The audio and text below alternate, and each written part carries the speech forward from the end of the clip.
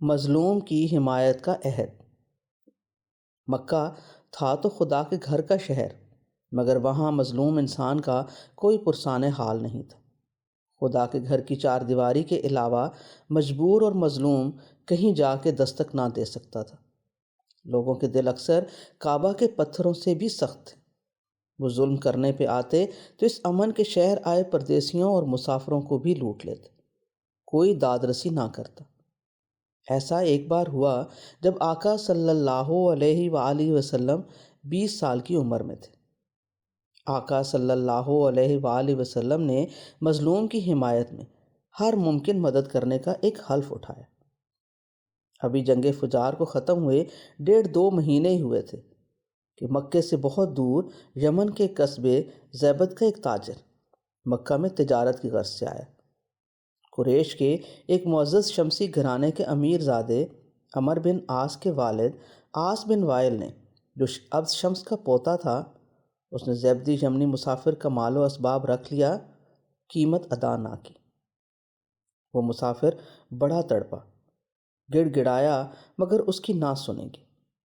وہ اپنی داد رسی کے لیے قریش کے کئی معزز قبیلوں کے سرداروں کے پاس گیا، کسی نے توجہ نہ دی۔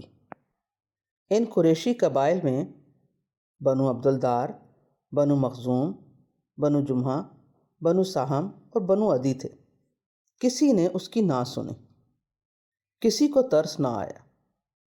آخر وہ زیبدی مسافر خانہ کعبہ کے پاس اونچے پہاڑ جبل ابو قبیس پر چڑھ کے کعبہ میں موجود تمام لوگوں سے انتہائی مؤثر، دلگیر، شاعرانہ انداز میں اپنا دکھ سنانے لگا۔ اس نے کمال ہنرمندی سے اپنی کہانی کہی۔ اس کی دکھی آنکھوں میں جمے آنسو بلبلائے اور وہ بولا، اپنے دور وطن سے مکے میں کعبہ کی حرمت کے صدقے اسے امن کی دھرتی سمجھ کے تجارت کا ایک سفر کیا۔ کھرا مال دیا، مال لینے والا بھی اسی حرم کے پاسداروں میں سے ایک ہے۔ طے شدہ قیمت بھی اس محترم قوم کے غیر محترم بندے نے ادا نہ کی۔ اس مسافر نے کہا، اے حرم کعبہ کے پاسداروں، کچھ حرم کی عزت کا پاس کرو۔ اب میں اپنی فریاد لے کر کہاں جاؤں؟ اے اہل قریش، بے سہارا مظلوم کی مدد کرو، انصاف دو۔ بے شک مکہ کا بیت اللہ بے گناہوں اور بے سہاروں کا محافظ اور بدکاروں کا دشمن ہے۔ مکہ کے لوگوں کے کان کھڑے ہو گئے۔ حرم کعبہ میں مظلوم کی یہ پکار سنی تو ان کے دلوں کی دھڑکن تیز ہو گئی۔ سب چپ تھے، شرمندہ۔ آقا صلی اللہ علیہ وآلہ وسلم کے والد سیدنا عبداللہ کے ماں جائے سگے بھائی زبیر بن عبد المطلب اس فریاد کو سن کر اٹھ کھڑے ہوئے۔ انہوں نے باقی لوگوں کو متوجہ کیا کہ مظلوم کی داد رسی ہونی چاہیے۔ پھر ان کے ساتھ آقا صلی اللہ علیہ وآلہ وسلم کا کنبہ بنو ہاشم اور بنو مطلب، بنو زہرہ سیدہ آمنہ کا خاندان، بنو اسد سیدہ خدیجہ رضی اللہ تعالیٰ عنہ کا گھرانہ، بنو تیم حضرت ابو بکر رضی اللہ تعالیٰ عنہ کا قبیلہ، عبداللہ بن جدان کے ایک محل نما بڑے گھر میں اکٹھے ہوئے۔ وہاں سب لوگوں کے لیے ایک ضیافت کی گئی۔ عبداللہ بن جدان کا تعلق بھی بنو تیم سے تھا۔ وہاں ان سب نیک فطرت لوگوں نے حلف اٹھایا کہ ہر مقامی یا غیر مقامی مظلوم کی کسی بھی ظالم کے خلاف ہر طرح سے مدد کریں گے، یہاں تک کہ حقدار اور مظلوم کا مطالبہ پورا ہو۔ یہ معاہدہ ابد الآباد تک قائم رہے گا، نسل در نسل یہ ہم سب پر واجب رہے گا جب تک سمندر میں پانی ہے اور مکے کے پہاڑ کھڑے ہیں۔ مظلوم کی حمایت کا یہ وعدہ، یہ معاہدہ قائم رہے گا۔ جب یہ معاہدہ ہو رہا تھا تو آقا رسول برحق صلی اللہ علیہ وآلہ وسلم بھی اپنے چچا کے ساتھ وہاں موجود تھے اور حلف اٹھانے والوں میں سے تھے۔ آنے والے دنوں میں وہ اس معاہدے کو بہت احترام اور محبت سے یاد کرتے تھے اور کہا کرتے تھے کہ اس معاہدے کے بدلے اگر انہیں 100 سرخ اونٹ بھی پیش کیے جائیں تو وہ اسے نہ توڑیں گے، اور جو بھی مظلوم مقامی یا غیر مقامی مدد کے لیے انہیں پکارے گا وہ لبیک کہیں گے۔ ابد الآباد تک یہ معاہدہ قائم ہے، قائم رہے گا۔ حلف اٹھا کے مکے کے وہ سب سلیم الفطرت لوگ بشمول آقا صلی اللہ علیہ وآلہ وسلم عاص بن وائل کے گھر اکٹھے ہو کے گئے اور اسے 2 ٹوک لفظوں میں مظلوم کا حق ادا کرنے کو کہا۔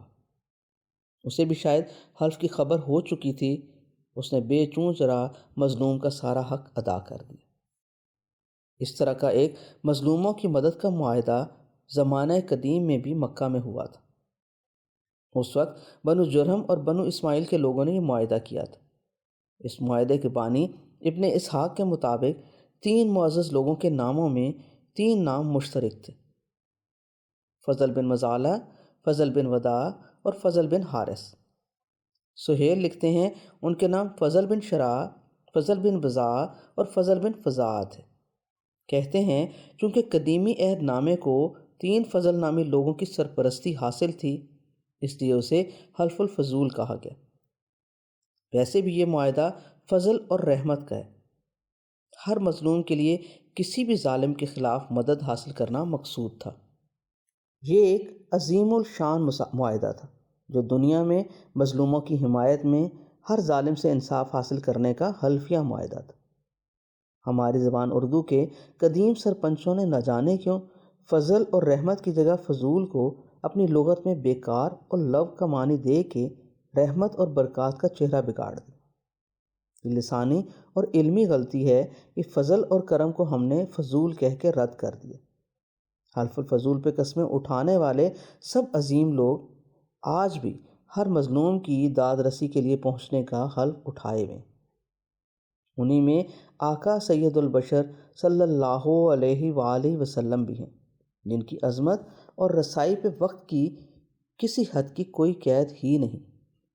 یہ حلف، یہ معاہدہ آج بھی قائم، کیونکہ سمندروں میں ابھی پانی ہے اور مکے کے وہ پہاڑ اسی آبرو اور تمکنت سے آج بھی کھڑے ہیں جو اس معاہدے کے گواہ ہیں، اور اللہ بھی ان سب پہ شاہد۔ کسی مظلوم کو شک ہو تو ایک بار آواز دے کے دیکھ لے، پکار لے آقا صلی اللہ علیہ وآلہ وسلم کو، اس معاہدے کو یاد کرا کے۔ کوئی بھی ظالم ہو، کسی بھی گھمنڈ میں ہو، وہ اپنا انجام سوچ لے۔ ہر مظلوم مقامی یا غیر مقامی کی ایک پکار کے فاصلے پہ آقا صلی اللہ علیہ وآلہ وسلم کی مدد موجود ہے۔